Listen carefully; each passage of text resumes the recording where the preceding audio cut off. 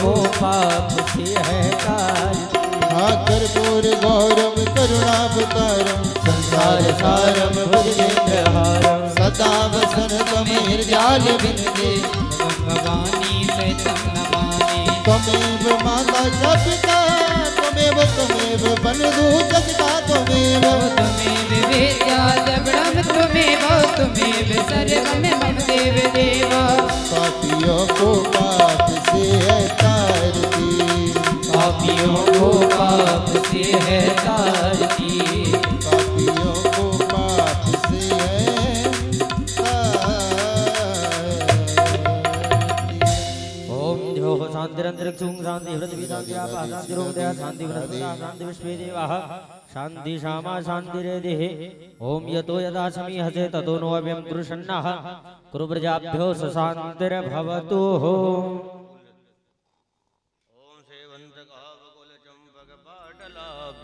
पुण्यगजादिकरवीलिरसाल पुष्पै बिल्व प्रवाल तुलसी दल मंजरीभिः त्वां पूजयामि जगदीश्वर मे प्रसीद। नाना सुगंधि पुष्पाणि यथा कालोद्भवानि च पुष्पांजलिर्मया दत्त्वा गृह्णा परमेश्वर। श्रीमद्भागवत महापुराण की जय।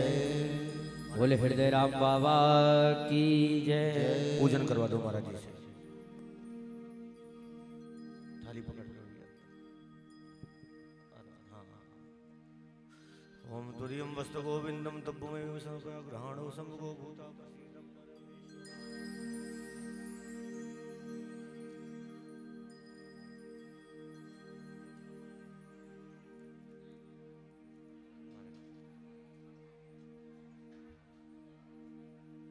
दिव्यम गंधात्रम समनोहरम रे ब्रह्मश्रा श्रेष्ठा भागवत जी।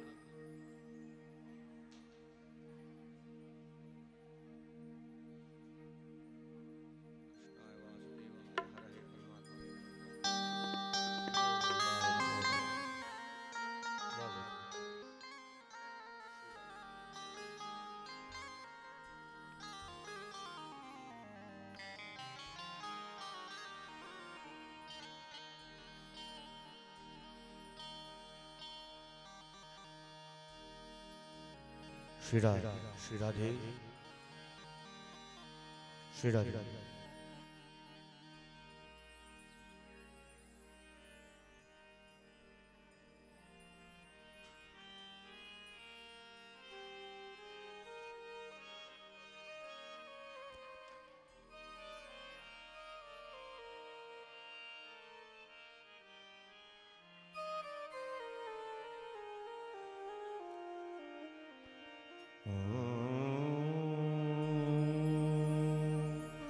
स्वस्ति श्री गणेशाय नमः।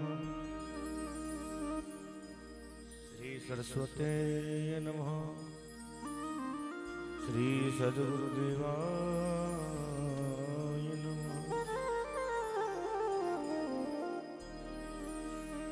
नारायणं नमस्कृत्यं नरं चैव नरोत्तमं देवी सरस्वती व्यासं ततो जयमुदीरये। वंशी विभूषितकरानवनीरदाभा पीताम्बरादरुणबिम्बफलाधरुष्ठा पूर्णेन्दुसुन्दरमुखादरविन्दुनेत्रा कृष्णात् परं किमपि तत्त्वमहं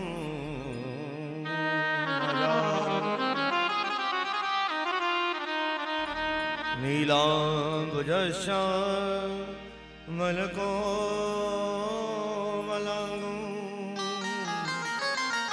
सीता समारोपितवामभागं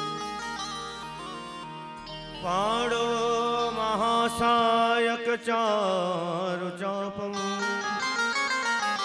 नमामि रामं रघुवंशनाथं।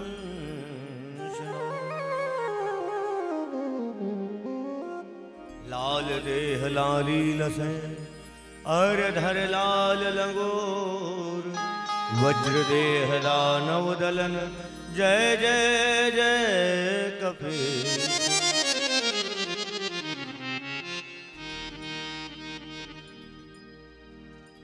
गुरु गोविंद दो खड़े मैं काके लागू पान बलिहारी गुरु आपने मेरे गोविंद दियो बता।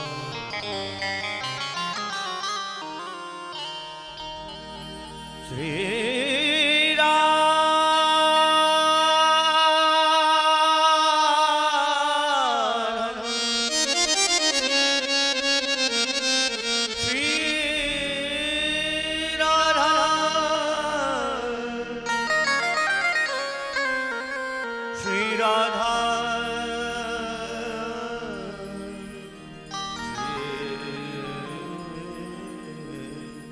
राधा मेरी स्वामिनी मैं राधे तेरो दास जन्म जन्म मोहे दीजियो श्री वृंदावन को।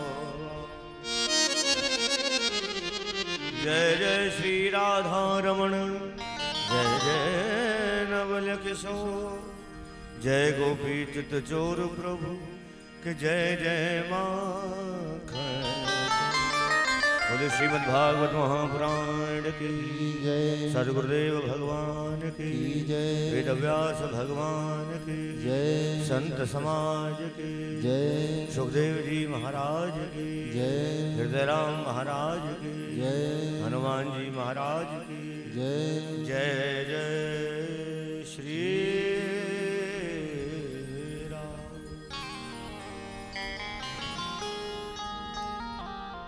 आदरणीय उपस्थित समस्त भक्तजन, माताएं, भाई बंधु, उपस्थित समाज, संत समाज और मेरे गोविंद की कृपा, जिसके कारण आज हम अपने इस परम पावन यज्ञ के तृतीय दिवस में प्रवेश कर रहे हैं। बड़े हर्ष का विषय है। साल भर इंतजार रहता है। कल कुछ बच्चों से बात हो रही थी कि महाराज जी हमारे गांव के लिए तो दिवाली क्या होली क्या सबसे बड़ा त्योहार यही है, बाबा हृदय राम के मंदिर पर कार्यक्रम होना। परंतु मेरा अनुभव 2 वर्ष का है।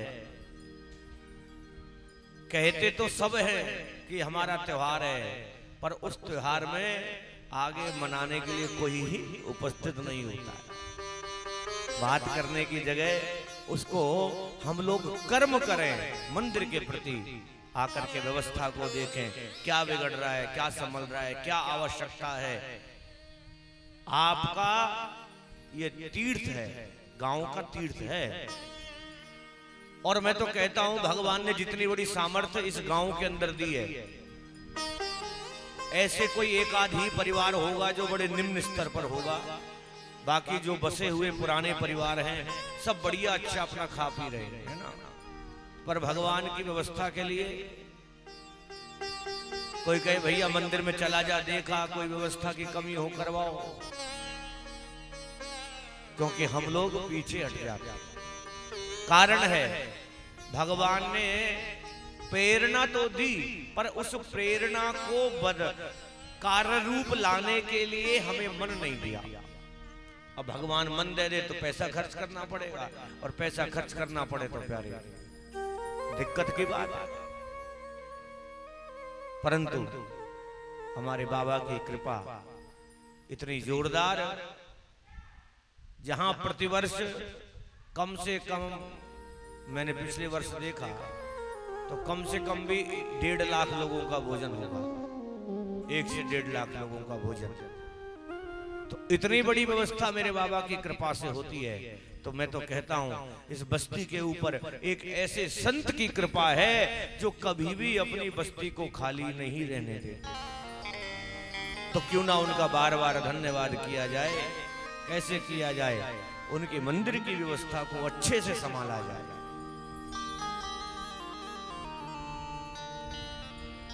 और कल मैंने इस बात का भी चर्चा की, यहां तक पहुंचना भी कोई साधारण बात नहीं। भाई कोई अपने बच्चों को घर छोड़ करके आया होगा, कोई अपना काम छोड़ करके आया होगा। क्यों? क्योंकि भगवान ने उसको भेजा है, प्रेरणा दी, जाओ। और कलयुग के अंदर सबसे अच्छा गुण यही है, आपने यज्ञ किया, आपने तप किया, आपने समाधि लगाई, आपने आसन सिद्ध किया, उससे लाभ हो या ना हो, परंतु एक क्षण आपने भगवान का बन करके अगर नाम ले लिया, अगर मन में भी सोच लिया कि हम भगवान का नाम लेंगे, तो उसका पुण्य आपको मिल जाएगा। मानस पुण्य हो ही नहीं पापा, मन से सोचे हुए का भी पुण्य प्राप्त हो जाता है। ये कलयुग की महत्वता है। अब जब मन से सोचे हुए पुण्य का लाभ मिल रहा है, तो मन से सोचे हुए पाप का भी प्रभाव मिलेगा। अगर आपने गलती से मन में भी ये सोच लिया पाप के बारे में, तो उसका भी प्रभाव आपके शरीर के अंदर आ जाता है। ये कलयुग का प्रभाव है। और देखो, अच्छी बात नहीं दिखाई देती और बुरी बात बहुत जल्दी दिखाई देती है। हमें दूसरे की अच्छाई नहीं दिखेगी, दूसरा कोई गलती कर दे तो उसको पूरे नगर में गा देंगे, अरे फलाने के छोरा ने तो ऐसा कर दिया। भले ही कितना अच्छा हो, आज तक कितने अच्छे कर्म किए हो, उसकी अच्छाई को हम वर्णन नहीं करते, उसकी बुराई का वर्णन करते। यही कलयुग का प्रभाव है। प्यारे, बचा जाए इससे। कैसे बचा जाए? भगवान के नाम के द्वारा हम इससे बच सकते हैं। इसलिए बार बार उस चौपाई का ध्यान करें। कल योग केवल नाम आधारा, कल योग केवल नाम आधारा, कल योग केवल नाम आधारा, कल योग केवल नाम आधारा, सुमिर सुमिर नर उतर पारा, सुमिर सुमिर नर उतरहि पारा। बार बार निरंतर इस बात को ध्यान करें कि कलयुग में केवल एक ही साधन है, भगवान का भजन। अब भजन कैसा हो? उल्टा हो जाए, सीधा हो जाए, दिन में हो जाए, रात में हो जाए, बिना नहाए हो जाए, नहा करके हो जाए, भूखे पेट हो जाए, भरे पेट हो जाए, इसका विचार नहीं करना। और हम सबसे ज्यादा विचार इसी बात का करते हैं। अरे राम राम लेने में कौन से आपको स्नान करना है? सो तो राम, उठो तो राम, भोजन करो तो राम, कहीं जाओ तो राम, नित्य प्रति राम राम राम का निरंतर ध्यान कर। सबसे बड़ा नवदा भक्ति का जब वर्णन किया, प्रथम भगति संतन कर संगा, दूसरी रति मम कथा प्रसंगा, श्रवणम कीर्तनम। 9 भक्तियों में कीर्तन दूसरा प्रकार है। श्रवणम कीर्तनम विष्णु, स्मरणम पाद सेवनम, अर्चनम वंदनम दास्यम, सख्यम आत्म निवेदनम। 9 में से कोई भी एक भक्ति आप स्वीकार कर सकते, सब भक्ति के प्रकार है। कथा सुन रहे हो, ये भी भक्ति है। भजन कीर्तन करोगे, वो भी भक्ति है। भगवान का ध्यान करोगे, वो भी भक्ति है। भगवान के चरणों की सेवा करो, वो भी भक्ति है। अर्चनम, फूलों से भगवान की वंदन करो, वो भी भक्ति है। सख्यम आत्मनिवेदनम, भगवान के सामने आप लेट करके अपनी व्यथाओं को, चिंताओं को भगवान से बात करो, वो भी भक्ति बताई गई है। आप इनमें से किसी भी एक भक्ति को धारण कर सकते हैं, पर हमारे बस की वो भी नहीं है। कितना सरल काम। देखो, जो सतयुग में, द्वापर में, त्रेता में जिन्होंने जन्म लिया, सतयुग में 1 लाख वर्ष की आयु थी। 1 लाख वर्ष तक व्यक्ति जीवित रहता था। अब वो जीवन भर तपस्या पे ही बैठा रहता था भगवान को प्रसन्न करने के लिए। परंतु अब इतना समय हमारे पास नहीं। कलयुग में कितनी आयु? 100 वर्ष। अब 100 वर्ष में से भी आधी तो सोने में चली जाए और आधी घर के कामकाज में, तो बचा क्या? तो जो आधी बची है भगवान कामकाज के लिए, उस कामकाज में से भी समय निकाल करके लिए भगवान का भजन किया जाए, इससे बड़ा अवसर जीवन में नहीं मिलने वाला है। और ये मति पशुओं को नहीं दी है। हालांकि पशु मनुष्य से ज्यादा समझदार हैं, वफादार हैं, ईमानदार हैं। भाई से भाई लड़ता है, समाज लड़ रहा है, एक दूसरे का छीनने के चक्कर में है। पर पशु तो भाई कम से कम उसे पता है मेरा मालिक है, इसके लिए हम वफादार हो जाएं। पर हमारा बेटा अपने माँ बाप के लिए वफादार नहीं है, अपने भाई के लिए नहीं है, पत्नी पति के लिए नहीं है, बेटा बाप के लिए वफादार नहीं है। प्यारे, तो जब आप इनके ही वफादार नहीं हो तो भगवान के कैसे बन पाओगे? पहले इनके बनो, फिर भगवान अपने आप बन जाएंगे। इसलिए जितना समय मिले, जब मिले, जैसा मिले, भगवान का निरंतर ध्यान करते रहो। मधुर भाव से भगवान के नाम संकीर्तन का आनंद लें, मन वाणी चित्त की शुद्धता के।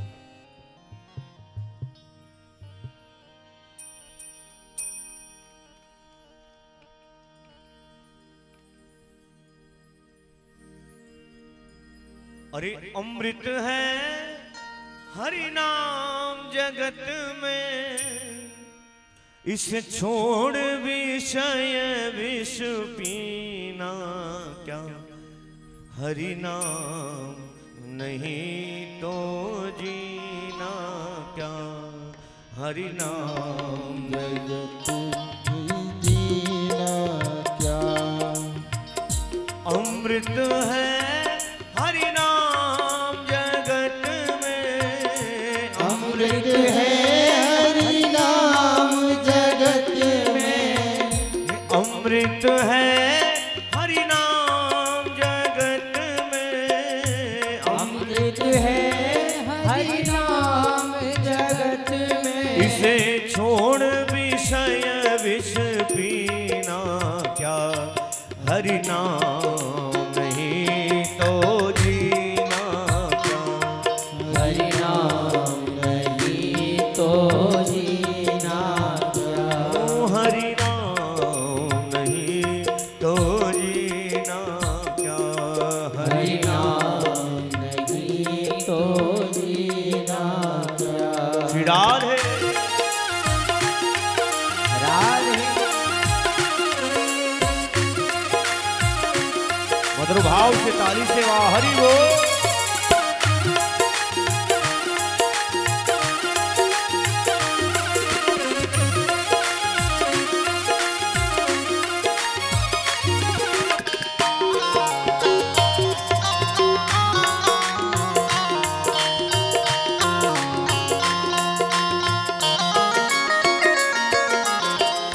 काल सदा अपने रंग डोले, ना जाने कब सिर चढ़ बोले, ना जाने कब सिर चढ़ बोले, ना जाने कब सिर चढ़ बोले। काल सदा अपने रंग डोले, ना जाने कब सिर चढ़ बोले, ना जाने कब सिर चढ़ बोले, ना जाने कब सिर चढ़ बोले। हरि का नाम जपो निस्वासर, हरि का नाम जपो निस्वासर, हरि का नाम जपो निस्वासर, हरि का नाम जपो निस्वासर। इसमें अब बरस महीना क्या? हरि नाम नहीं तो जीना क्या? हरि नाम नहीं तो जीना क्या? ओ हरि नाम नहीं तो जीना विराज